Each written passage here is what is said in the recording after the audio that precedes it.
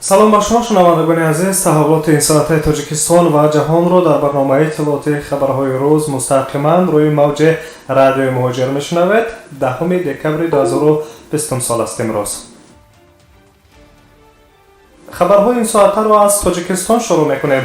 бо сабаби тумани ғафс ки шабона Душанберо фаро гирифт, 3 ҳавопаймои ширкати Сомон Эйр ки парвозҳои Новосибирск Душанбе, Москав Душанбе ва Сургут Душанберо анҷом медоданд, маҷбур шуданд дар фурудгоҳи байналмилалии Хуҷанд нишинанд. котиби матбуоти фурудгоҳи Хуҷанд Юсуф Юсуфов ба хабаргузории Азаплюс гуфтааст ки аввалин ҳавопаймо дар хатсайри Новосибирск Душанбе маҷбур шуд ки соати 3:35 ба вақти маҳаллӣ дар фурудгоҳи байналмилалии Хуҷанд фуруд ояд.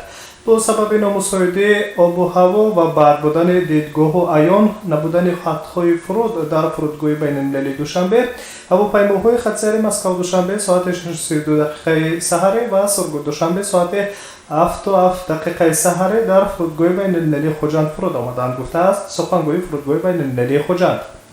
қайд гардидааст ки дар фурудгоҳи Хуҷанд мусофиронро фаровардан мумкин нест, зеро ин парвози байналмилалӣ аст. кабинаи ҳавопаймоҳо гарм аст, мусофирон аллакай бо чой ва қаҳва таъмин карда шуданд. мо интизори маълумот аз фурудгоҳи Душанбе ҳастем.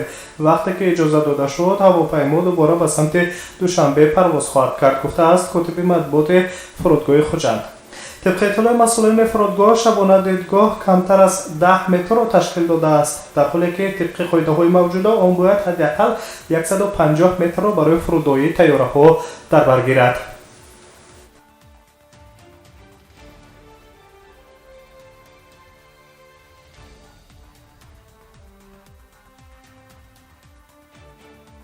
таҳаввулоти ин соатаи Тоҷикистон ва ҷаҳонро мустақиман дар рӯи мавҷи радиои муҳоҷир мешунавед. аз Тоҷикистон бармегардем ба Русия.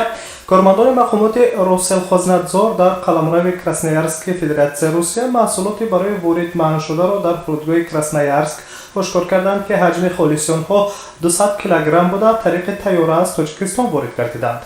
соҳибони бор ҳуҷҷатҳои назорати фитосанитарӣ карантинӣ ки мувофиқ ба талаботи созишномаҳои байналмилалӣ дар соҳаи карантини растанӣ ҳангоми интиқоли бор тариқи хатсайрҳои байналмилалӣ дода мешавад ба Росселхознадзор пешниҳод карда натавонистанд. ин маҳсулот мусодира ва шуданд. соҳибони борҳо ба ҷавобгарии маъмурӣ кашида шуданд. хабар медиҳад дафтари матбуоти мақомоти Росселхознадзори Федератсияи Русия оид ба қаламрави Красноярск. طبق اطلاع خدمات مطبوعات مقامات россельхознадзор дар тамоми ҳафтаи охир мутахассисон 4 парвози байналмилалӣ 818 адад боғоҷи дастиро тафтиш карданд. дар натиҷа 6 ҳолати пайдо кардани растаниҳои танзимшаванда дар байни мусофирон аз Тоҷикистон ошкор карда шуданд. онҳо 188 килограмм маҳсулот аз ҷумла лимӯ, нок, чой хушк, чормағз, себ, анор ва хушкмеваҳоро дар бар гирифтанд ки воридоти озоди ин намуди маҳсулотҳо маҳдуд буда, танҳо дар сурати доштани сертификати назорати фитосанитарӣ ва карантини растанӣ воридоташ ба ҳудуди марзиву маъмурии Федератсияи Русия иҷоза дода мешавад.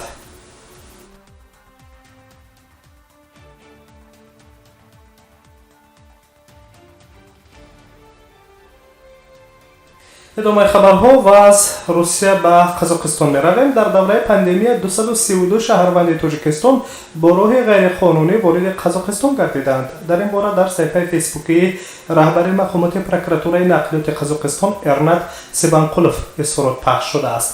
таҳлили мақомоти прокуратураи нақлиёт далелҳои ташкили муҳоҷирати ғайриқонуниро бо роҳи додани шаҳодатномаҳои қалбакии тиббӣ дар бораи табобат дар муассисаҳои тиббии Қазоқистон барои 232 шаҳрванди Тоҷикистон муайян кард, гуфтааст Эрнат Сибанқулов. дарҷ гардидааст ки аз 13 майи соли равон бо қарори комиссияи байнидуравии назди ҳукумати Қазоқистон убури сарҳади давлатӣ барои ҳамаи шаҳрвандони хориҷӣ ба истиснои онҳое ки барои табобат ба муассисаҳои тиббии Қазоқистон меоянд маҳдуд карда шудааст. бо ташаббуси мақомоти прокуратура тибқи моддаи 394 қисми 2 кодекси ҷиноятии ташкили муҳоҷирати ғайриқонунӣ тафтишоти пешахӣ оғоз карда шуда ба шуъбаи پلیس فرودگاه الماتو برای تفتیش می‌آمد سپرده شده است. در رابطه با این مسئله با قید گرفتن دلیل‌ها طبق ماده 392 کدکس جنایتی قصداً عبور غیرقانونی سرحد دولتی از جانب شهروندان خارجی حال خود را می‌یابد خلاصه کرده است پروکورور نقلیات جمهوری قزاقستان ارنات سیبانقولوف.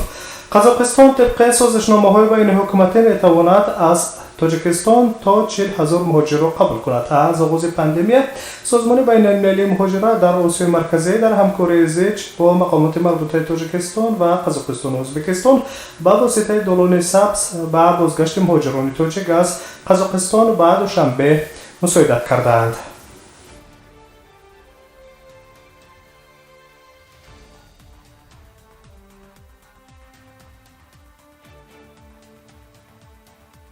нашри хабариро мустақиман дар рӯи мавҷи радиои муҳоҷир мешунавед. аз қазоқистон бармегардем ба русия. дар шаҳри домодедовои вилояти Москав гумонбари ҳамлаи ғоратгарона ба як зан боздошт шуд. ҷиноят дар кӯчаи вокзалнаи шаҳраки авиатсия рух додааст. шабакаи телевизионии 360 русия хабар медиҳад ки ҳамлагар як шаҳрванди 46-солаи яке аз ҷумҳуриҳои осиёи марказӣ буда ба русия барои муҳоҷират омадааст.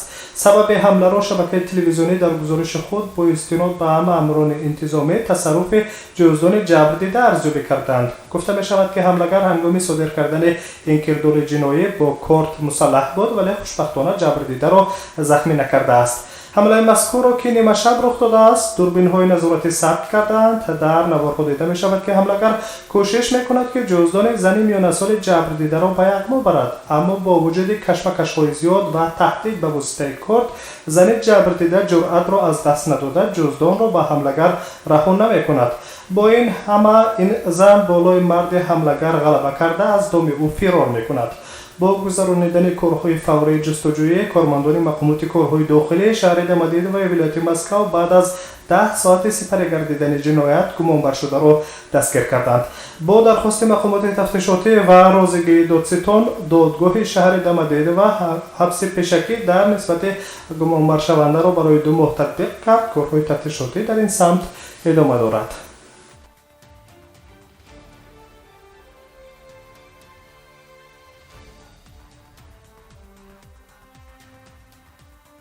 шумо барномаи иттилооти хабарҳои рӯзро бо муҳимтарин таҳаввулоти ин соатаи Тоҷикистон ва ҷаҳон мустақиман дар рӯи мавҷи радиои муҳоҷир мешунавед ва аз русия ба беларусия меравем.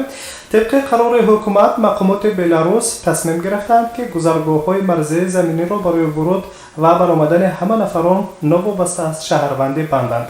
ҳамин тавр на танҳо шаҳрвандони ҷумҳурии беларус балки хориҷионе ки барои иқомати доимӣ ё муваққатӣ дар қаламрави ин кишвар иҷозат доранд наметавонанд сарҳадро убур кунанд.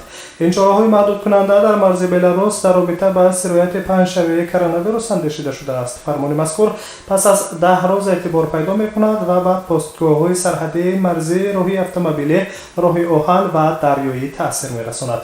ҳуҷҷат ба як қатор ҳолатҳои истисноӣ дахл надорад. масалан вақте ки раиси кумитаи сарҳади давлатӣ дар бораи иҷозати баромадани ягон нафар аз қаламрави беларус қарор қабул мекунад. ин метавонад ба манфиатҳои миллии кишвар ё ҳолатҳои фавқулода вобаста бошад, гуфта мешавад дар хабар. ёдорас мешавем ки ба манзури ҷилавгирӣ аз густариши сирояти коронавируси навъи COVID-19 аз 1 ноябри соли ҷорӣ вуруди шаҳрвандони хориҷӣ ба ҳудуди марзиву маъмурии ҷумҳурии беларус манъ карда шудааст. сарҳади заминии ин кишвар низ бо ҷумҳуриҳои Латвия, Литва, Полша ва Украина низ то кунун баста боқӣ мемонанд. кумитаи давлатии марзбонии ҷумҳурии беларус ба шаҳрвандон тавсия додааст ки аз сафар ба хориҷа дар ҳоли ҳозир худдорӣ кунанд.